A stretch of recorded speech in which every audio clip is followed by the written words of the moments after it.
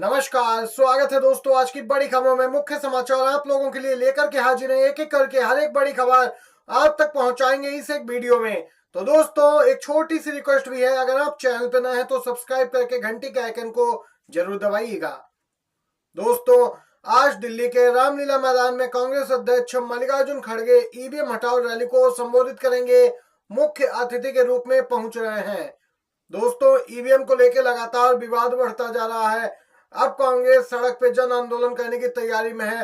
भारत जोड़ो यात्रा की तर्ज पे ही ईवीएम को लेकर यहाँ पे रणनीति तैयार की जा रही है। दोस्तों जो ताजा खबर है उसके अनुसार आपको बताते चले, आज दिल्ली के रामलीला मैदान में पहुंचेंगे कांग्रेस के राष्ट्रीय अध्यक्ष मल्लिकार्जुन खड़गे। मुख्य अतिथि के तौर पर रामलीला मैदान में ईवीएम हटाओ रैली का आयोजन किया गया है, उसकी तैयारियां हो गई, मंच बन गया है, बस मल्लिकार्जुन खड़गे पहुंचेंगे दोस्तों। और जो ताजा अपडेट होगी आप तक पहले पहुंचाएंगे। दोस्तों इसी के साथ अगली खबर की ओर चलते हैं।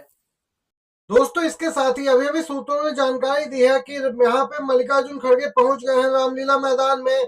कांग्रेस नेता उदित राज ने जानकारी दी है कि संविधान बचाने, वक्फ बोर्ड कानूनों में हस्तक्षेप रोकने, आरक्षण की सीमा 50% से बढ़ाने, जाति जनगणना और ईवीएम हटाने व बैलेट पेपर से चुनाव हेतु ये महारैली आयोजित की जा रही है। पूरे देश से लाखों लोग एकजुट होंगे। सोशल मीडिया पे हैशटैग 1 दिसंबर को चलो दिल्ली रामलीला मैदान भी ट्रेंड हो रहा है दोस्तों। इसके साथ ही महाराष्ट्र में मुख्यमंत्री पद को लेकर लगातार चर्चाओं का बाजार गर्म है। अभी तक स्थिति स्पष्ट नहीं हो पाई, लेकिन इसी बीच महाराष्ट्र सरकार गठन पे वरिष्ठ पत्रकार अशोक बानखेड़े का बड़ा दावा आया। बोली कि इस समीकरण पे भी विचार हो रहा है। आपको बताते चले, दावा किया वरिष्ठ पत्रकार ने कि मुख्यमंत्री एकनाथ शिंदे हो सकते हैं दो डिप्टी सीएम, जिसमें अजीत पवार और आदित्य ठाकरे। कांग्रेस और एनसीपी शरद पवार सरकार को बाहर से समर्थन दे सकते हैं। ये दोस्तों देख सकते हैं यहाँ पे ताजा अपडेट आई है। वहीं दूसरी तरफ सीएम के लिए फडणवीस के अलावा कोई मंजूर नहीं। आरएसएस का भाजपा को स्पष्ट संदेश, ऐलान में देरी से नाराज है संघ। महाराष्ट्र में नई सरकार के शपथ ग्रहण की तारीख भले सामने आ गई हो, लेकिन प्रदेश का मुखिया यानी सीएम कौन होगा इसे लेकर तस्वीर साफ नहीं। इसी बीच खबर है आरएसएस बीजेपी के भीतर नए मुख्यमंत्री चयन को लेकर हो रही चर्चाओं और जातीय समीकरणों के आधार पर निर्णय लेने की संभावनाओं से नाखुश है। आरएसएस ने देवेंद्र फडणवीस को मुख्यमंत्री बनाने की बात कही।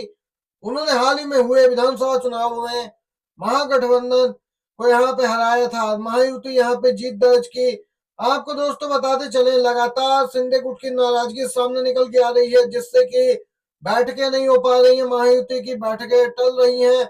मुख्यमंत्री की कुर्सी को लेकर जारी असमंजस पर संघ यहाँ पे नाराज दिख रहा है बीजेपी से। तो दूसरी तरफ महाराष्ट्र के कार्यवाहक मुख्यमंत्री एकनाथ शिंदे की तबीयत अचानक बिगड़ गई। अपने पैतृक गांव पहुंचे थे, जांच के लिए घर पहुंची है डॉक्टरों की टीम। दोस्तों ये ताजा अपडेट निकल के आई है। तो दूसरी तरफ 2019 चुनाव के बाद चुनाव आयोग ने वीवीपैट पर्चियों को 4 महीने बाद ही नष्ट कर दिया था, ये यहाँ पे अपडेट आई है। जबकि कानूनन पर्चियों को 1 साल तक संभाल के रखना होता है। 2019 के चुनाव में 373 सीटों पर धांधली हुई थी, निष्पक्ष नहीं हुए थे चुनाव। वहीं 24 के लोकसभा चुनाव के बाद हरियाणा चुनाव, महाराष्ट्र चुनाव भी निष्पक्ष नहीं हुए, वरिष्ठ पत्रकारों का कहना है। दोस्तों आपको बताते चले, इसके साथ ही चुनाव आयोग दोस्तों अब यहाँ पे डेटा उड़ाने में जुट गया है। एनसीपी के नेता जितेंद्र आव्हाड यहाँ पे जोरदार तरीके से हमलावर दिखे। उन्होंने कहा कि जिस ईवीएम के डेटा के आधार पर रिकाउंटिंग की मांग की जा रही थी वही उड़ा दिया गया। तो दूसरी तरफ उद्धव ठाकरे और संजय राउत ने 90 वर्षीय डॉक्टर बाबा अबाहद से मुलाकात की, जो ईवीएम धोखाधड़ी के खिलाफ प्रदर्शन कर रहे हैं। यह आंदोलन बीजेपी को उखाड़ फेंकेगा, ये कहना है उद्धव ठाकरे का। दोस्तों आपको बताते चले, ईवीएम के खिलाफ सामाजिक संगठन का यह आंदोलन है।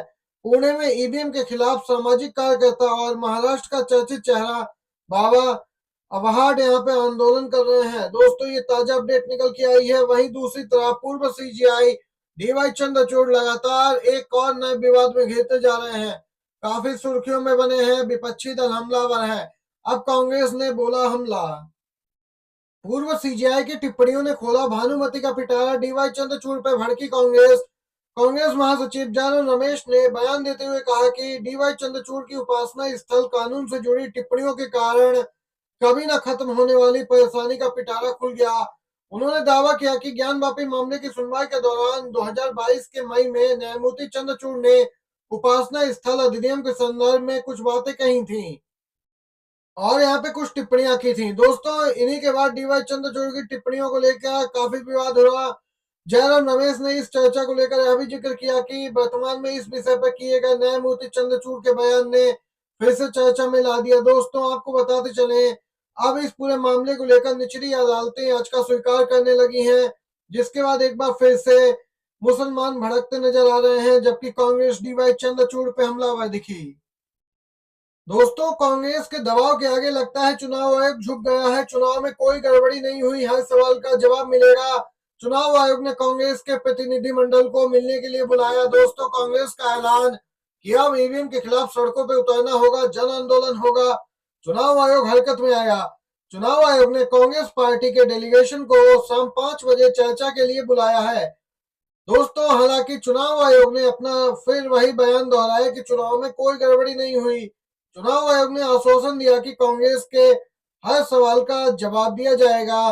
दोस्तों, ईवीएम को लेकर लगातार सवाल उठ रहे हैं और यहाँ पर लगातार यही बात आ रही है सामने कि ईवीएम में धांधली करके बीजेपी चुनाव जीती है और बैलेट पेपर से चुनाव कराने की मांग की गई सीडब्ल्यूसी कांग्रेस की बैठक में, जिससे सभी नेताओं ने एक सुर में यहाँ पे यही बात कही कि एकमात्र विकल्प बैलेट पेपर ही होना चाहिए।